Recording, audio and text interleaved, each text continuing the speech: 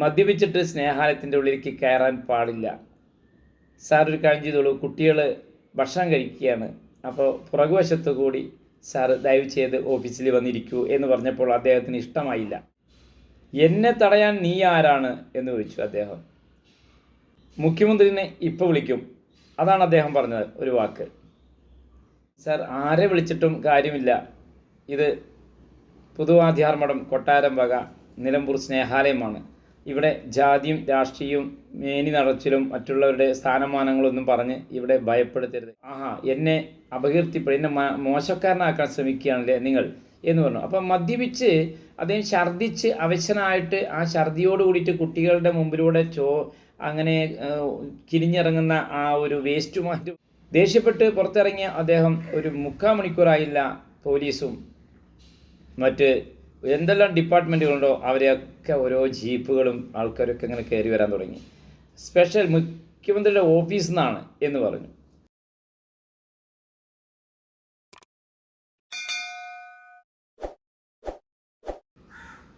പ്രിയമുള്ളവരെ നമസ്കാരം, ഞാൻ രാധാകൃഷ്ണൻ നമ്പൂതിരിപ്പാടാണ്, നിലമ്പൂർ ശ്യാം സുന്ദർ.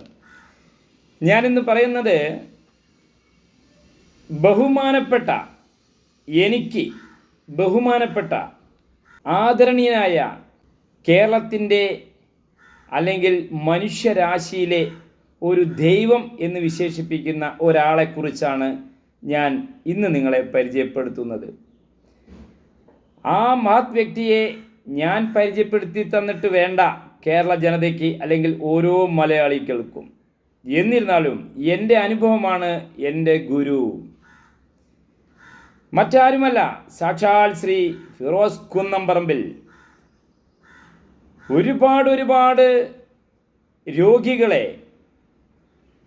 ജീവന് വേണ്ടി മല്ലിട്ടുകൊണ്ട് ആശുപത്രികളിലും വീടുകളിലും നരകയാതന അനുഭവിച്ചു കൊണ്ടിരിക്കുന്ന ഒട്ടനവധി നൂറുകണക്കിന് ആയിരക്കണക്കിന് രോഗികളെ മരണത്തിൽ നിന്നും ജീവിതത്തിലേക്ക് രക്ഷപ്പെടുത്തിയ ഒരു മഹായുഗപുരുഷൻ്റെ അനുഭവ കഥയാണ്, എൻ്റെ അനുഭവ കഥയാണ് ഞാൻ പറയുന്നത്.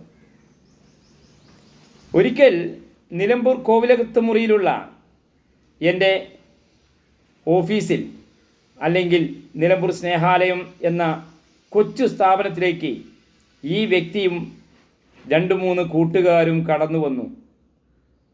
എനിക്ക് പുറം ലോകവുമായി വലിയ ബന്ധമില്ല. ഈ വ്യക്തി ആരാണെന്ന് പോലും എനിക്കന്ന് വ്യക്തമായി അറിയില്ല എന്നതാണ് സത്യം. ഷാഹിദ് കൂട്ടായ്മയുടെ ഭാഗമായി നമ്മുടെ നിലമ്പൂർ സ്നേഹാലയം സന്ദർശിച്ച ഈ വ്യക്തി അന്ന് ചെയ്ത് തന്ന കാര്യങ്ങൾ എനിക്ക് നിങ്ങളെപ്പോലുള്ള സജ്ജനങ്ങളുമായിട്ട് എനിക്കത് ഷെയർ ചെയ്യണമെന്ന് തോന്നി. അതുകൊണ്ടാണ് ഞാൻ ഈ വിവരം നിങ്ങളോട് അറിയിക്കാൻ തന്നെ കാരണം. നിലമ്പൂർ സ്നേഹാലയം കെട്ടിട നിർമ്മാണം പൂർത്തിയായി ആദ്യ വഴിയിൽ കിടക്കുന്ന കെട്ടിടത്തിന് ഈ പാവപ്പെട്ട 47 അംഗങ്ങളും അതുപോലെ ഒട്ടനവധി സാധുജനങ്ങളും ട്രസ്റ്റിലേക്ക് കയറി വരുന്ന ഒരു കാഴ്ച. വരുന്നവർക്കൊക്കെ എന്താണ് കൊടുക്കേണ്ടതെന്ന് അറിയാതെ വിഷമിച്ച് സങ്കടപ്പെട്ട് നരകിച്ച് നിൽക്കുന്ന ഒരു സമയം. ഉള്ള വീടും പണയപ്പെടുത്തി ഞങ്ങൾ നിലമ്പൂർ സ്നേഹാലയം എന്ന സ്ഥാപനത്തിലാണ് ഞാനും എൻ്റെ കുടുംബവുമെല്ലാം അന്ന് കഴിഞ്ഞിരുന്നത്. ദൈവദൂതനെ പോലെ അന്ന് കയറി വന്ന ആ മനുഷ്യൻ നിലമ്പൂർ സ്നേഹാലയത്തിലെ പാവപ്പെട്ട കുട്ടികളെ ചേർത്ത് പിടിച്ചുകൊണ്ട് അവർക്ക് വേണ്ടി ഒരു ലൈവ് ഇട്ടിരുന്നു ഒരു കാലത്ത്.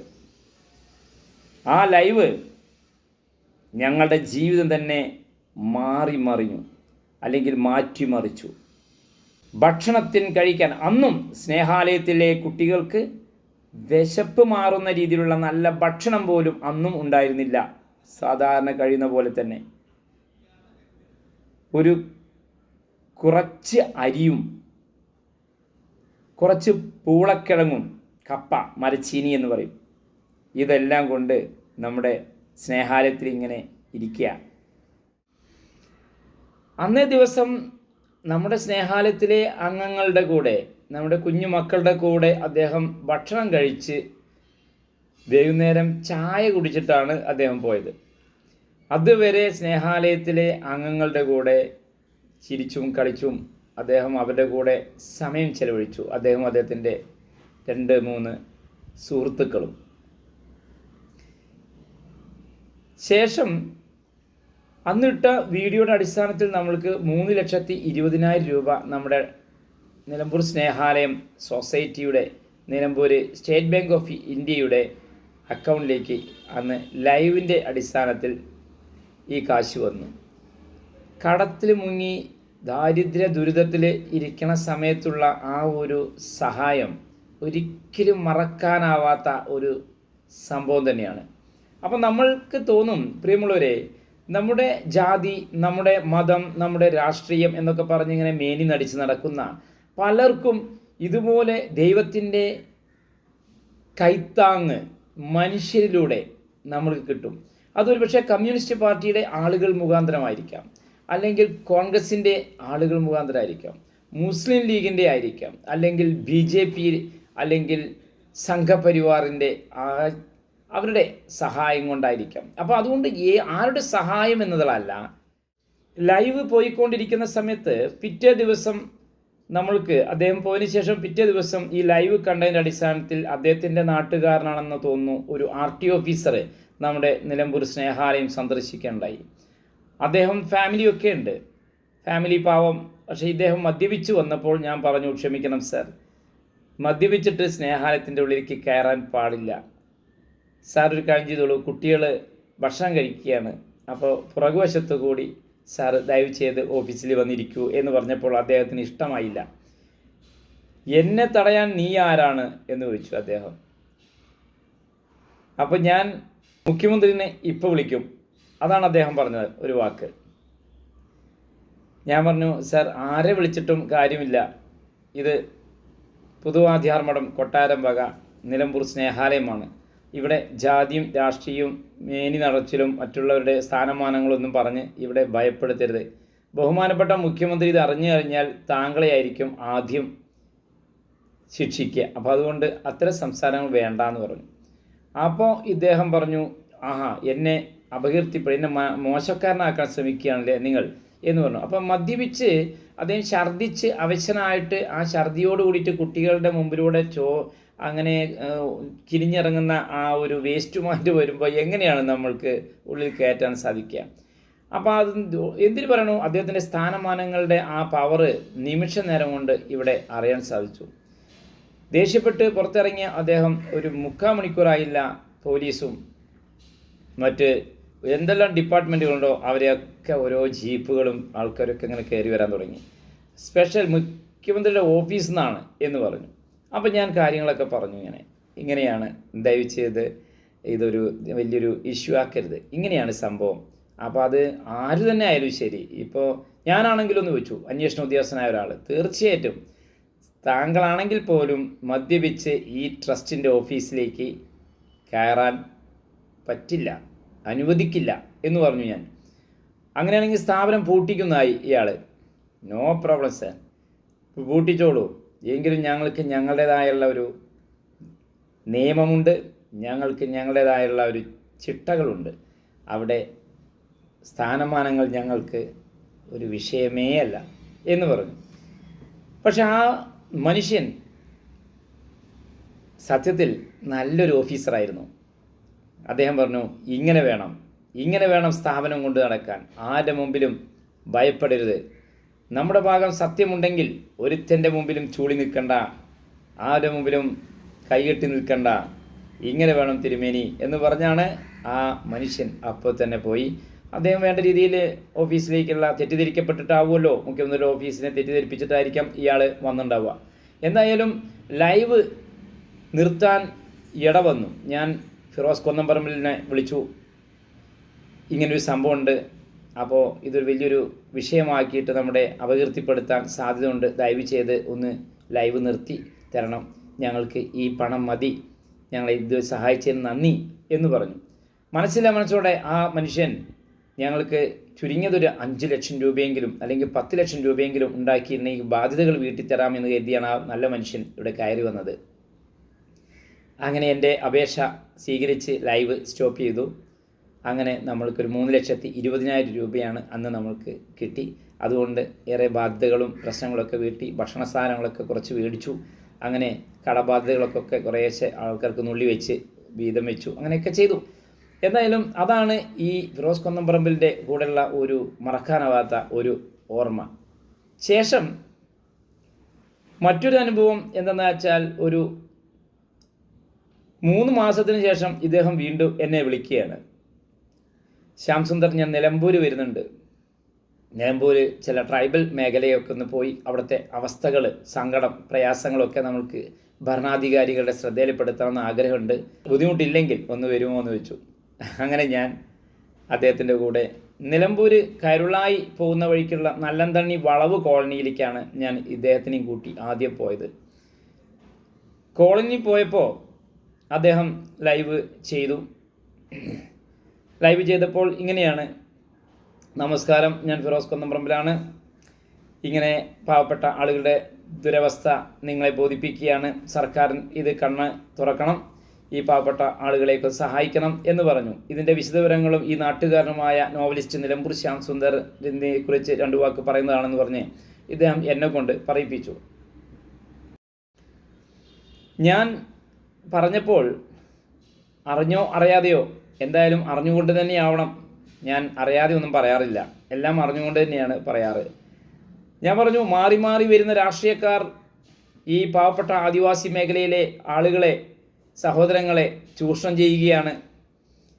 കണ്ടില്ലേ, കരി പിടിച്ച 2 ചട്ടി എന്ന് പറഞ്ഞ് ഞാൻ ഈ ഫോൺ അങ്ങോട്ട് നീക്കി. കീറിയ 2-3 പായയും, വിശന്ന് അല്ലെങ്കിൽ ഭക്ഷണം കിട്ടാതെ വയറൊട്ടിയ കുറച്ച് കുട്ടികളും, നല്ല വസ്ത്രമൊന്നുമില്ലാതെ വിവസ്ത്രരായ കുറേ ആളുകളെയും ഒക്കെ ഞാൻ ലൈവിൽ കാണിച്ചു കൊടുത്തു. അപ്പോൾ ഭരണത്തിൽ കയറി വരുന്നത് വരെ ഉള്ളതല്ല, വോട്ട് ചോദിക്കാൻ വരുന്ന സമയത്തുള്ള സംസാരമല്ല, വോട്ട് കിട്ടി ജയിച്ചു കഴിഞ്ഞാൽ. ഇവന്മാരൊന്നും വേണ്ട രീതിയിൽ പാവപ്പെട്ട ആളുകളെ ഗൗനിക്കുന്നില്ല എന്നുള്ളതാണ് സത്യം. പിന്നെ അവരെ ഗൗനിക്കണമെങ്കിൽ അടുത്ത ഇലക്ഷൻ വരണം. അങ്ങനെ ആവരുത്. കാരണം ഇടതും വലതും രാഷ്ട്രീയ മുന്നണികൾ മാറി മാറി ഭരിച്ചുകൊണ്ടിരിക്കുന്ന ഒരു സംസ്ഥാനമാണ് കേരള സംസ്ഥാനം. ഇവിടെ ഇന്നും ആദിവാസി മേഖലയിലെ പാവപ്പെട്ട ആളുകളെ ഇന്നും തന്നെ ആഫ്രിക്കയിലും അല്ലെങ്കിൽ ഉഗാണ്ടയിലുള്ള അതേപോലെ ദാരിദ്ര്യ ദുരിത അവസ്ഥയിലാണ്. ചില ആളുകൾക്ക് മാത്രമേ വിദ്യാഭ്യാസവും സഹായങ്ങളും മനസ്സും ഒക്കെ ഉള്ളൂ. ബാക്കിയുള്ളവരെല്ലാം മദ്യത്തിന് അടിമകൾ തന്നെയാണ് ഏറെയും.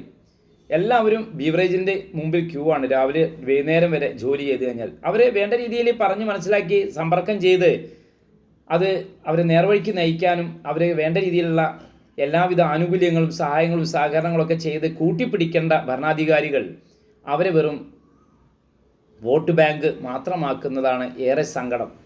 അതിനി ആവർത്തിക്കാതിരിക്കട്ടെ. ഞാൻ പറഞ്ഞു വന്നത്, അങ്ങനെ ലൈവ് ഇങ്ങനെ പറഞ്ഞതിനിടയിൽ ഒരു അഡ്വക്കേറ്റ് ഫിറോസ് കുന്നംപറമ്പിലിനെ വിളിച്ചു.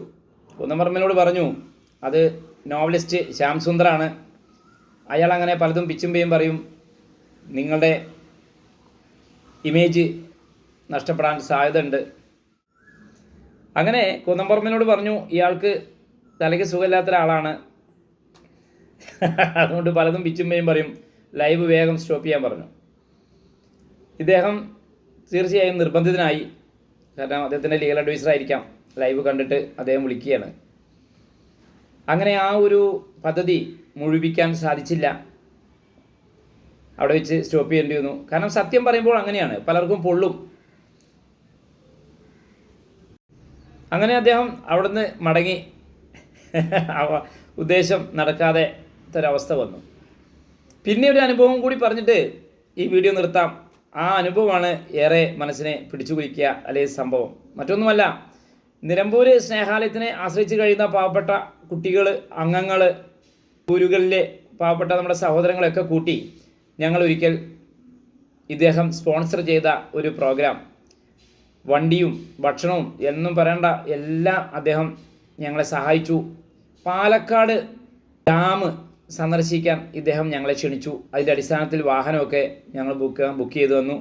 അങ്ങനെ പാലക്കാട് പോയി ഞങ്ങൾക്ക് നമ്മുടെ കുട്ടികൾക്കൊക്കെ വളരെ അദ്ദേഹം വിലയേറിയ സമയം ചെലവഴിച്ച് ഞങ്ങളുടെ കൂടെ നടന്ന് അവർക്ക് വേണ്ട ഭക്ഷണ കാര്യങ്ങളും അതുപോലെ വെള്ളം, ടോയ്സുകൾ, കളിപ്പാട്ടങ്ങളെല്ലാം വാങ്ങി തന്ന് അവിടെയൊക്കെ കൊണ്ട് ചുറ്റി കാണിച്ച്, അങ്ങനെ നമ്മളെ ഈ സ്ഥാപനം മാത്രമല്ല ഇതുപോലെ പലർക്കും ആരോ തരുന്ന പണമാണ് അദ്ദേഹം അതിന് പിശുക്കി ഈ ജനങ്ങൾക്ക് വേണ്ടിയും കൂടി ചെയ്യുന്ന ഒരു കാര്യമാണ്.